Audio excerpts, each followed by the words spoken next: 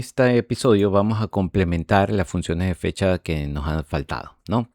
Para lo cual tenemos estos datos donde tenemos el proyecto, el nombre del proyecto, la fecha de inicio, la hora de entrada de los consultores, igual con la hora de salida que debe respetarse, digamos, como nuestro contrato de trabajo y la marcación que han tenido de salida.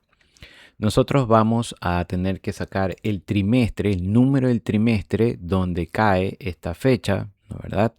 La fecha de fin de mes, el último día laborable, el porcentaje de que ha venido transcurriendo el proyecto, lo que falta para terminar el año.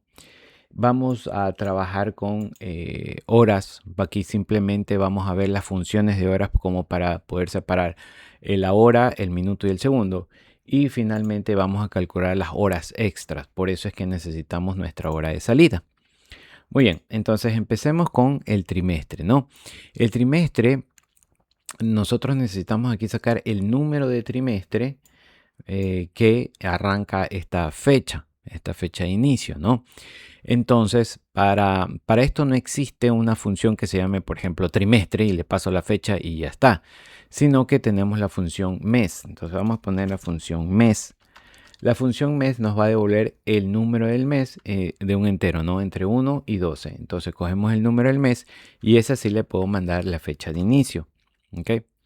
Entonces cogemos el número del mes y efectivamente este sería el 10, ¿no? Entonces, que es octubre, ¿no? Eso tendríamos que dividirlo para 3, ¿no? Para saber, un trimestre pues tiene 3 meses, en qué grupo va a entrar. Entonces, yo cojo a este mes de inicio, ¿verdad? Y lo vamos a dividir para 3. ¿Ya? Y en ese caso nosotros vamos a tener el número del trimestre a donde corresponde. Entonces aquí pues también tenemos que hacer una operación porque si nos damos cuenta, enero, febrero, marzo es el primer mes, el primer trimestre, perdón. Abril, mayo, junio sería el segundo trimestre. Julio, agosto, septiembre sería el tercer trimestre. Y el cuarto trimestre pues es octubre, noviembre y diciembre. Este debería caer en el cuarto. Por lo tanto, tendríamos que sumarle 1. Para eso, nosotros nos vamos a asegurar de que este número siempre sea entero, ¿no? Porque un número de trimestre es entero, no es decimal. Entonces, para esto tenemos la función entero. Entero es una función que, ok, entonces ahora sí, ahí tenemos el trimestre 4, ¿no? Entonces hemos puesto la fórmula o la función entero para que nos redondee, si queremos decirlo así, aunque hay una función que se llama redondear o redondear punto más o redondear punto menos, que luego la diferencia entre redondear solito es que le decimos al Excel que él redondee los decimales finales.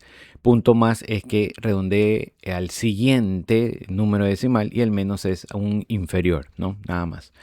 Entonces acá entero, número del mes, le restamos 1, ¿ok? Y eso lo dividimos para 3 y ese resultado le sumamos 1 para aumentar, digamos, el número del trimestre. Entonces ahí tenemos que efectivamente octubre cae en el cuarto trimestre, marzo en el primero y así sucesivamente, ¿no? Muy bien, lo siguiente que tenemos que sacar es el fin de mes, ¿no? La última fecha del mes para saber cuándo vence el reporte mensual de ese proyecto. Nosotros tenemos una función que se llama fin.mes, a la cual le tenemos que poner la fecha y pasar un número de mes o un número como yo quiero navegar dentro de mi calendario. Si yo, por ejemplo, quisiera saber la fecha del mes pasado, tendríamos que ponerle -1 a ese parámetro. Y si quiero saber la última fecha del mes que viene, tendríamos que ponerle +1. ¿Ok? Entonces, en este caso, yo quiero saber la fecha cuando vence el reporte mensual del proyecto, por lo cual vamos a poner fin.mes,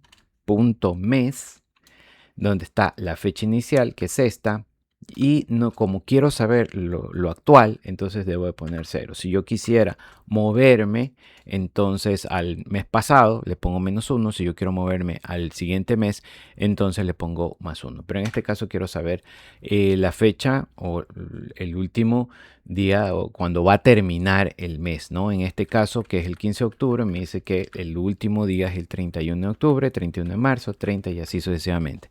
Esta fecha es muy importante dentro de, del mes de Excel, perdón, porque automáticamente sabe cuándo un año es bisiesto. Entonces no nos tenemos que preocupar, directamente nos va a dar el último día del mes.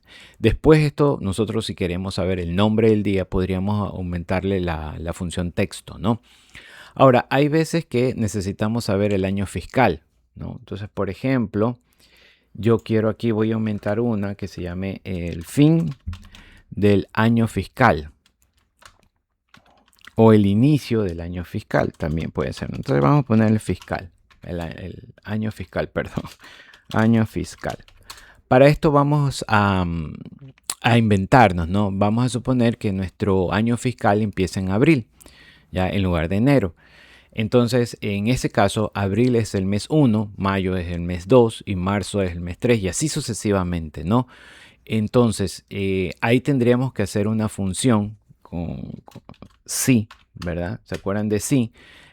Si mes, recuerden que mes nos da el número de mes que cae. Entonces, si mes es mayor o igual a 4, entonces a la función mes le digo, a ver, a la función mes, perdón que me equivoco, mes, le pongo acá, le voy a restar exactamente lo que ustedes dijeron, 3, ¿verdad? Para que si es abril, entonces como empieza el año en abril, el año fiscal, entonces debería ser 1. De lo contrario, mes de C2, ¿dónde está? Más 9, ¿verdad? ¿Por qué? Porque son los 9 meses que nos hacen falta. Y ahí está. Ese sería nuestro año fiscal.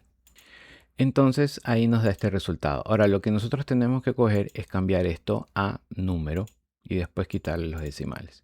Esto significa, ¿verdad? Aquí siempre pasa esto en Excel porque él identifica que es como que una fecha, ¿no? Entonces para él los números enteros que empezaron a contarse el 1 de enero es del día 1 1900, ¿no? Entonces, en este caso, él dio el número 7 porque el mes fiscal es el tercero, ¿no? Perdón, si dio 7 es porque el mes fiscal es el séptimo dentro del año y cada celda tiene el formato de fecha. Entonces lo cambiamos a número y no pasa nada. Por ejemplo, este sería el tercer mes de nuestro año fiscal, ¿ok? Que sería pues mayo, ¿no? Abril sería 1, mayo sería 2, junio, perdón, que era 5, 6, el 6 es el junio. Junio es el mes 3 del año fiscal, ¿no? Porque es abril 1, mayo 2 y junio 3. Y ahí estamos dentro del mes del año fiscal, ¿no? Entonces aquí vamos a añadirle mes del año fiscal. Uy, mes del año fiscal. Mes correspondiente al año fiscal, ¿ya? Bien, con eso entonces vamos ahora a calcular el último día laborable. El último día laborable. Para esto yo quiero o debo de usar una función que se llama dia.lab. Me parece que en la primera parte de esta serie usamos días.lab, ¿verdad? Que nos da pues lo que decíamos en esa ocasión. Ahora dia.lab vamos a utilizarla para saber cuál es el último día que se debe laborar, ¿no? O la fecha del último día laborable.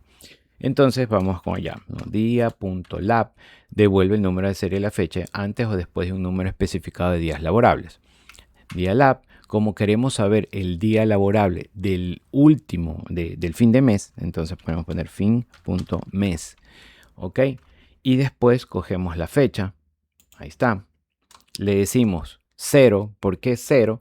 Porque es el mes actual, ¿no?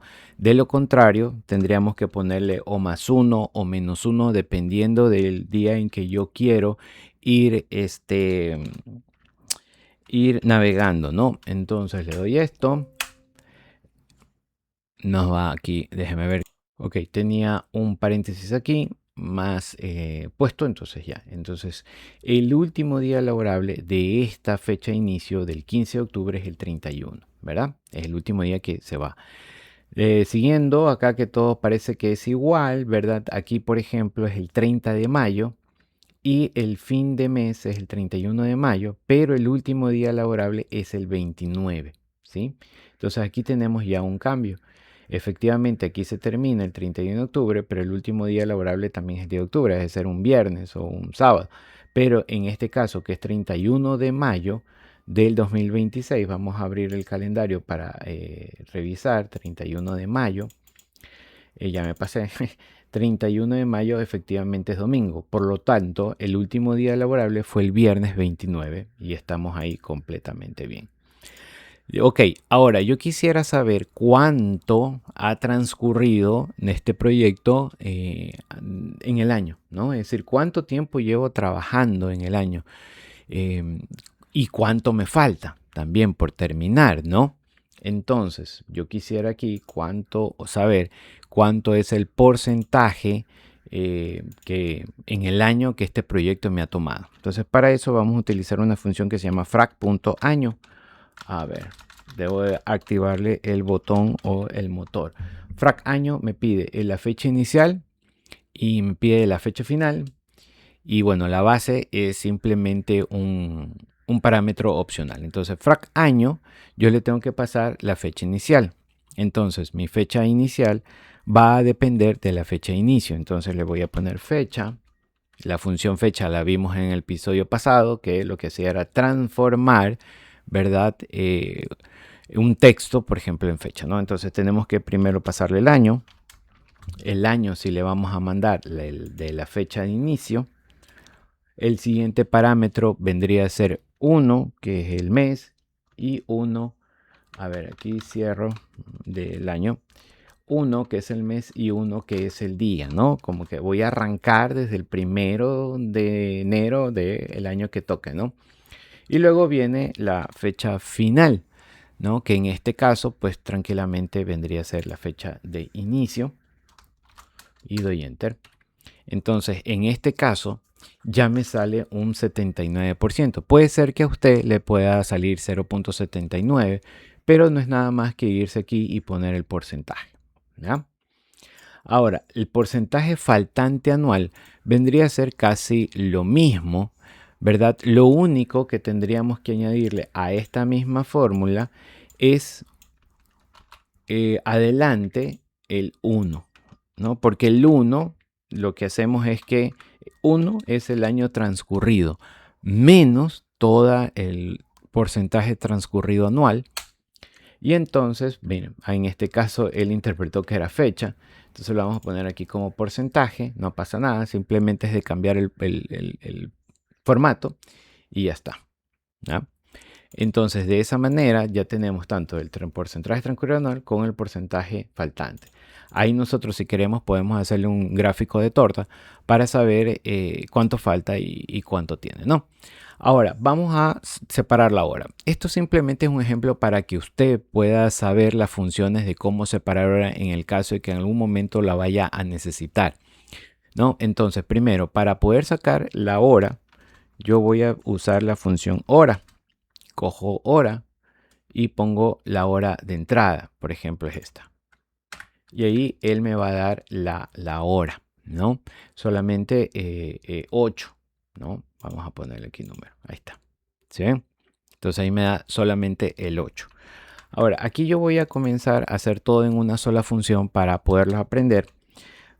Con el ampersand es igual que si pusiera concatenar, así que le voy a poner menos y le voy a poner acá y le voy a poner ampersand. Y ahora, para saber los minutos o para sacar los minutos de una hora, yo pongo minuto, abro ahí, pongo acá, cierro aquí, luego ampersand.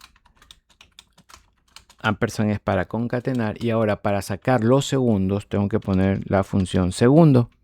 Como digo, esto no es nada más que para que se pueda entender o saber que yo puedo sacar las horas, los minutos y los segundos con esta función. Miren, ahí está, 8, 15 y 30. Entonces ya depende de usted quiere hacer una resta, quiere sacar solamente los minutos, todos los minutos de una hora trabajada, etc. Ahora, finalmente, para este video que se ha extendido, vamos a sacar las horas extras. Las horas extras no es nada más que una resta, ¿no? La marcación de salida, la marcación que yo tuve, menos la hora de salida, pues que está establecida en el contrato de trabajo. Entonces, la marcación de salida, siempre primero, menos la hora de salida en la cual él cogió y se fue.